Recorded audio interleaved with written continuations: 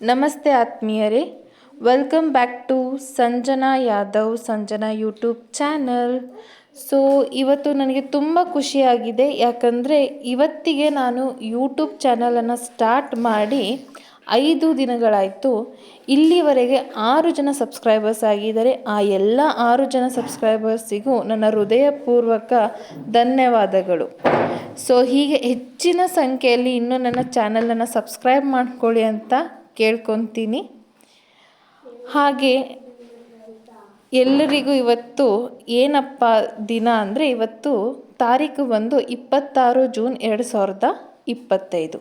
So ಇಂದಿನಿಂದ ಏನಾಗುತ್ತೆ ಅಂದರೆ ಆಷಾಢ ಮಾಸ ಪ್ರಾರಂಭ ಆಗುತ್ತೆ. ಸೊ ಇಂದಿನಿಂದ ಆಷಾಢ ಮಾಸ ಆರಂಭ. ಸೊ ಇದು ಮುಕ್ತಾಯಗೊಳ್ಳೋದು ಜುಲೈ 24, 2025ಕ್ಕೆ.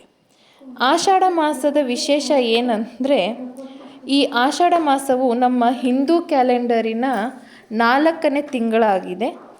ಹಾಗೆಯೇ ಈ ಆಷಾಢ ಮಾಸಕ್ಕೆ ನಾವು ಶುನೆ ಮಾಸ ಅಂತ ಸಹ ಕರಿತೀವಿ.